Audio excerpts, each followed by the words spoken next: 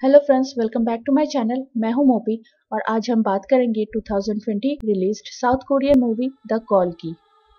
ये मूवी 2020 में नेटफ्लिक्स पर रिलीज की गई थी। मूवी के स्टार्ट होते ही हम किम सू योंग को देखते हैं जो अपने मॉम से मिलने अपने गांव में वापस आ रही थी। उसे रास्ते में एक फैमिली फ्रेंड मिल जाता है और वो उसे घर ड्रॉप कर देता है।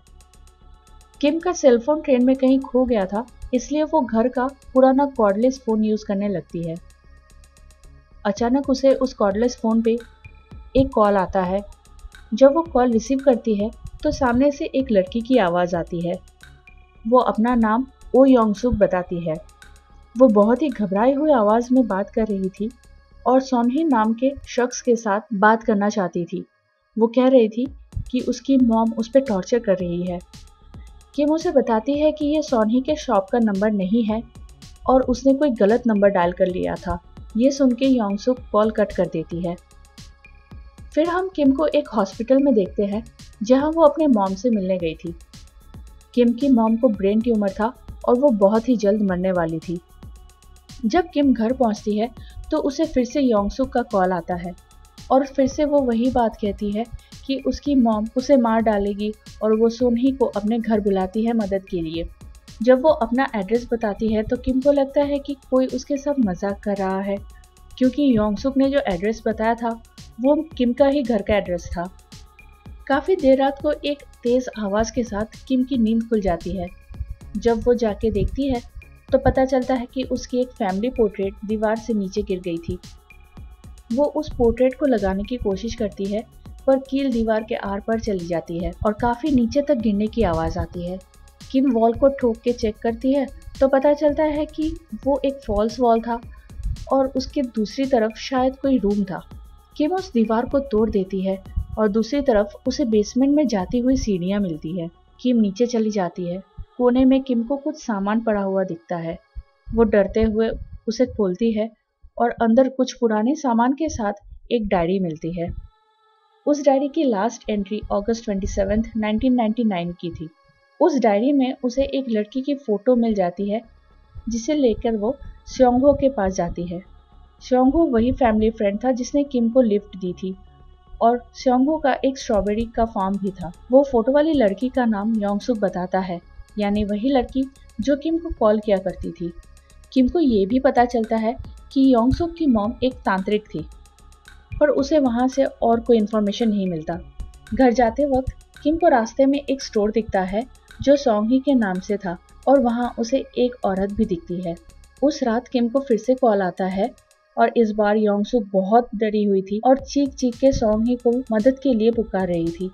वो कह रही थी कि उसकी माँ उसे जलाने की कोशिश कर रही है। यहाँ हम देखते हैं कि एक औरत एक लड़की को खींच के ले जा रही थी और उसके साथ जबरदस्ती भी हो रही थी। किम फोन पे चीखने चिल्लाने की आवाज़ से डर जाती है और उसे लगता है कि कोई उसके साथ प्रैक्टिकल जोक कर रहा है। पर फिर हम योंग सुक को किम के बेसमेंट की सीढ़ियों पे देखते हैं और वहाँ आग लग जाती है। जब किम बेसमेंट की एंट्रेंस पे आती है तो उसे वहाँ धुआं नजर आता है और कुछ चिंगारी जैसा भी दिखता है। अगली सुबह फिर से योंग सुक का कॉल आता है और वो किम से पूछती है कि वो उसे बचाने क्यों नहीं आती, क्या वो सोनही नहीं है। किम उसे बताती है कि उसे लगता है वो दोनों एक ही घर में रहते हैं पर अलग अलग वक्त में। किम 2019 में थी और योंग सुक उसी घर में 1999 में थी। फ्रेंड्स, यहाँ हमें पता चलता है कि योंग सुक 1999 से किम को 2019 में कॉल कर रही थी। दोनों अलग अलग वक्त से थी पर एक कॉर्डलेस फोन के थ्रू कनेक्ट हो गई थी। योंग सुक को लगता है कि किम उसके साथ प्रैंक कर रही है। किम योंग सुक को उसकी डायरी एंट्रीज पढ़ के सुनाती है पर योंग सुक को यकीन नहीं होता। किम उसे यकीन दिलाने के लिए उसी दिन होने वाली एक प्लेन क्रैश के बारे में बता देती है। रात को डिनर टेबल पे योंग सुक अपनी मॉम के साथ खाना खा रही थी पर वो अपने मॉम के साथ बहस करने लगती है और काफ़ी मिसबिहेव करती है। तब हमें ये पता चलता है कि उसकी मॉम दरअसल उसकी स्टेप मॉम थी और उसकी बायोलॉजिकल मॉम की पागल खाने में डेथ हो गई थी। योंग सुक भी कुछ टाइम पहले ही पागल खाने से वापस आई थी। उसी वक्त योंग सुक को टीवी पे एक प्लेन क्रैश की न्यूज़ दिखाई देती है।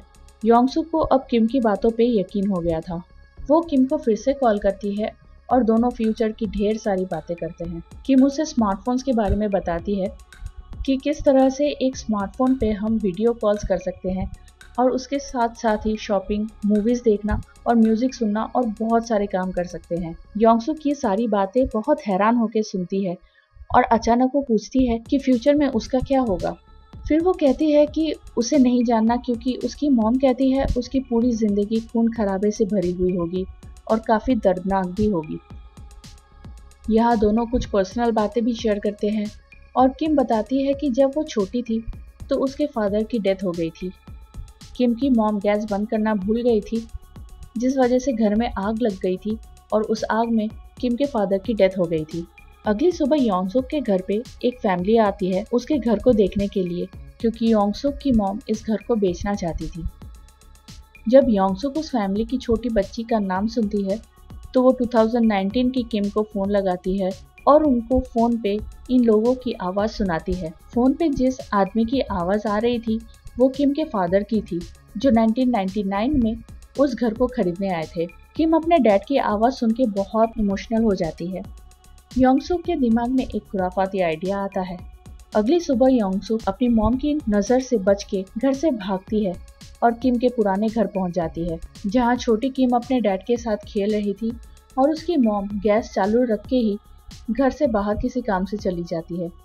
फिर हम देखते हैं कि 2019 में किम को उसके मोबाइल पे एक कॉल आता है पर उसका तो फोन खो गया था ना, तो ये कहाँ से आया। वो भी यही सोच रही होती है कि उसके पैर पे जलने का निशान मिटने लगता है और उसका घर बदलने लगता है। वो अपने घर से बाहर आती है और घर के बाहर भी सब कुछ बदला बदला सा था। उसे वहाँ एक ग्रीन हाउस दिखता है। जब वो वहाँ जाके देखती है तो उसे उसकी मॉम दिखती है जो बिल्कुल हेल्दी दिख रही थी और फिर उसे उसके डैड दिखते हैं जो जिंदा थे और किम इमोशनल हो जाती है। योंगसुक ने 1999 में किम के घर में आग लगने से बचा लिया था जिस वजह से 2019 में किम की रियलिटी चेंज हो गई थी। किम योंगसुक को थैंक यू बोलती है तो योंगसुक को भी कंफर्म होता है कि उसने टाइम को चेंज कर दिया था। एक रात जब किम योंगसुक के साथ बात कर रही थी तो अचानक योंगसुक की चिल्लाने की आवाज आने लगती है और फोन पे योंगसुक की मॉम किम से कहती है कि वो योंगसुक के साथ बात ना करे। योंगसुक की मॉम उसे बेसमेंट में ले जाती है और चेयर से बांध के उसके ऊपर जादू टोना करने लगती है। अगली सुबह किम इंटरनेट पे योंगसुक को ढूंढने की कोशिश करती है पर वो उसे किसी भी सोशल नेटवर्किंग साइट पे नहीं मिलती। फिर उसे एक न्यूज दिखती है जिससे उसे पता चलता है कि उस रात योंगसुक की मॉम उसे मारने वाली थी और ये बात वो योंगसुक को बता देती है। उस रात योंगसुक की मॉम उसके रूम में आती है और उस पे एक नाइफ से वार करती है, ठीक वैसे ही जैसे किम ने उसे बताया था। पर क्योंकि योंगसुक को पहले से ही पता था कि उसकी मॉम क्या करने वाली थी तो वो उसके लिए तैयार थी। योंगसुक किम को कॉल करती है और कहती है कि सब कुछ ठीक हो गया है और अब उसे ऐसा लग रहा था जैसे उसका नया जन्म हुआ हो, पर वो किम को ये नहीं बताती कि उसने अपनी मॉम का मर्डर कर दिया था। वो अब अपनी जिंदगी बेपरवाह होकर जीने लगती है और वो सब कुछ करने लग जाती है जो अपने मॉम के रहते नहीं कर पाती थी। 2019 में हम सॉन्ग हो को देखते हैं जो किम के घर स्ट्रॉबेरीज लेके आया था। दूसरी तरफ 1999 में भी सॉन्ग हो योंगसुक के घर स्ट्रॉबेरीज लेके आया हुआ था। योंग हो स्ट्रॉबेरीज को फ्रिज में रखने जाता है तो उसे वहाँ बहुत बदबू आती है और वो देखता है कि फ्रिज प्लास्टिक बैग से भरी हुई थी। एक बैग रोल होके फ्रिज के बाहर गिर जाती है। जब सॉन्ग हो उसे उठाता है तो उसके अंदर इंसान के बॉडी पार्ट्स दिखते हैं। सॉन्ग हो बहुत डर जाता है। तभी वहाँ योंगसुक आ जाती है और जब वो देखती है कि सॉन्ग हो ने सब देख लिया है तो वो बहुत अफसोस करती है। इधर 2019 में किम अपने पेरेंट्स और सॉन्ग हो के साथ स्ट्रॉबेरीज एंजॉय कर रही थी। तभी फोन बजता है और वो अपने रूम में जाके फोन रिसीव करती है। उसे दूसरी तरफ से किसी आदमी की आवाज आ रही थी जो बोल रहा था कि ऐसा मत करो, मुझे मत मारो। फिर उसे योंगसुक की आवाज आती है और फोन कट हो जाता है। किम को काफी अजीब लगता है पर उसे समझ नहीं आता कि उसने क्या सुना। जब वो नीचे जाती है तो अपने पेरेंट्स से पूछती है कि सॉन्ग हो चला गया क्या, तो उसके पेरेंट्स को पता ही नहीं होता कि सॉन्ग हो कौन था और किम किसके बारे में बात कर रही थी। किम सॉन्ग हो के स्ट्रॉबेरी फार्म में जाके देखती है पर उसे वहाँ सिर्फ बंजर जमीन मिलती है। किम पुलिस स्टेशन जाके सॉन्ग हो के बारे में पूछती है पर वहाँ एक यंग ऑफिसर था जिसने सॉन्ग हो और उसके स्ट्रॉबेरी फार्म के बारे में कभी सुना ही नहीं था। पर एक दूसरा ऑफिसर भी था जो किम को बताता है कि वो जिस सॉन्ग हो के बारे में पूछ रही थी वो तो काफी सालों पहले मर चुका था। ये वही इन्वेस्टिगेशन ऑफिसर था जिसने 1999 में सॉन्ग हो का मिसिंग केस इन्वेस्टिगेट कर रहा था और उसने योंग सुक को भी इंटरोगेट किया था। वो इन्वेस्टिगेशन की सारी डिटेल्स अपनी छोटी सी डायरी में डेट और टाइम के साथ नोट किया करता था।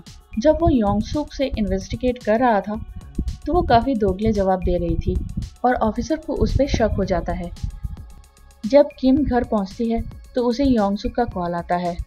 किम उसे न्यूज़पेपर हेडलाइंस पढ़ के सुनाती है कि सीरियल किलर योंग सुक को उम्र कैद की सज़ा होती है। किम को अब योंग सुक से डर लगने लगा था और वो उसका फ़ोन कट कर देती है और लैंडलाइन को डिस्कनेक्ट कर देती है। पर योंग सुक पागलों की तरह किम को कॉल पे कॉल किए जाती है। दूसरी तरफ 1999 में पुलिस ऑफिसर योंग सुक की कुछ मेडिकल हिस्ट्री निकालता है जहां उसे पता चलता है कि योंग सुक को मानसिक बीमारियां हैं। जी हाँ, एक नहीं, एक से ज़्यादा मानसिक बीमारियां थीं उसे।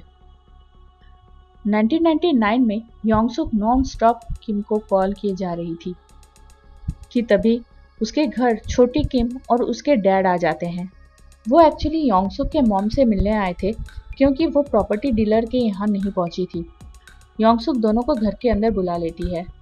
दूसरी तरफ 2019 में हम देखते हैं कि किम अपने पापा के साथ कार में थी और अचानक किम देखती है कि उसके डैड का चेहरा एक साइड से खराब होने लगता है और फिर वक्त में सब कुछ बदल जाता है और किम की रियलिटी फिर से चेंज हो जाती है।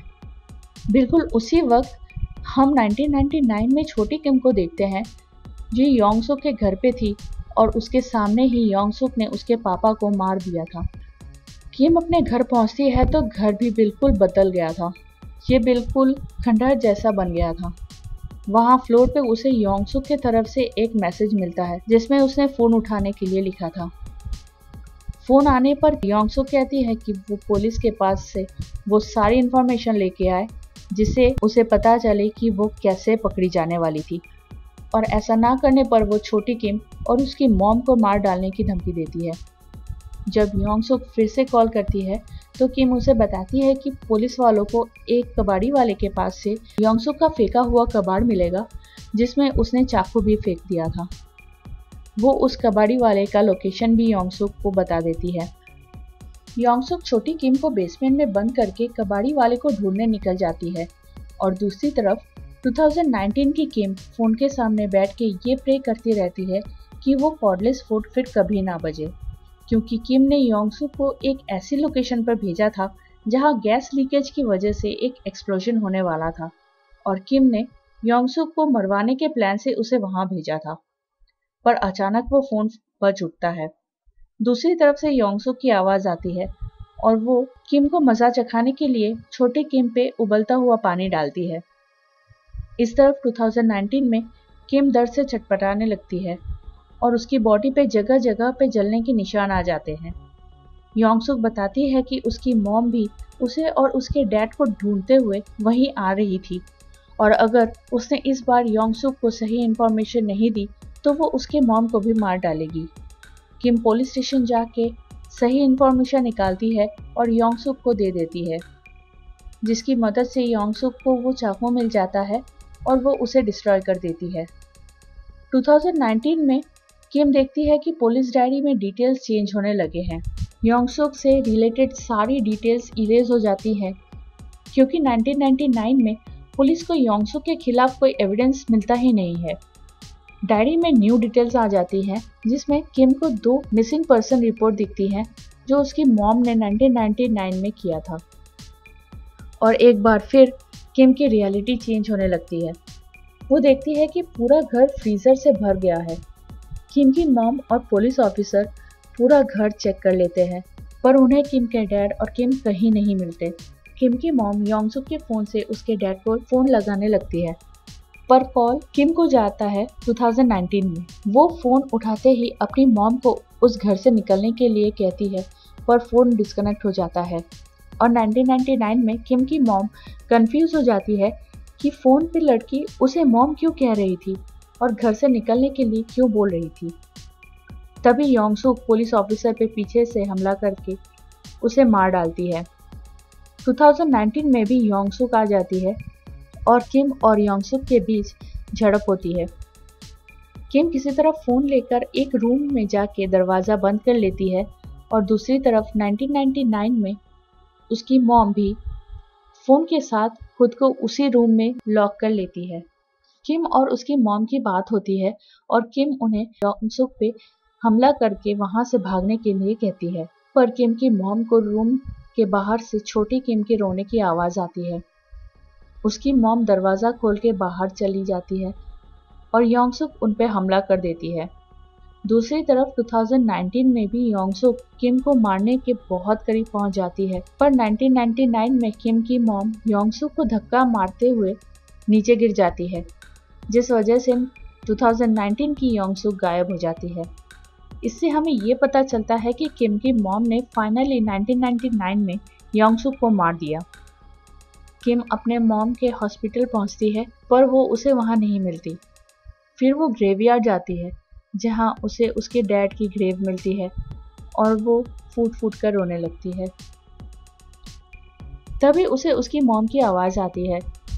किम को उसकी मॉम की बॉडी पे जगह जगह चोट के निशान दिखते हैं, जो उसे 1999 में योंगसुक से लड़ते वक्त लगी थी, पर एटलीस्ट वो जिंदा थी और वो बीमार भी नहीं लग रही थी।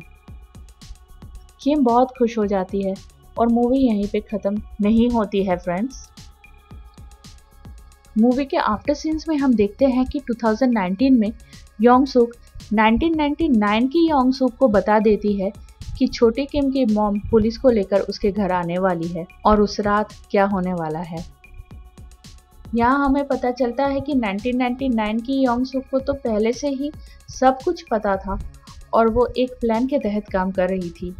और हम देखते हैं 2019 में किम की मॉम इरेज हो जाती है और किम फिर से उसी बेसमेंट में पहुंच जाती है और स्टोरी खत्म। Friends, do like, share and subscribe this channel. Until next movie, goodbye and take care.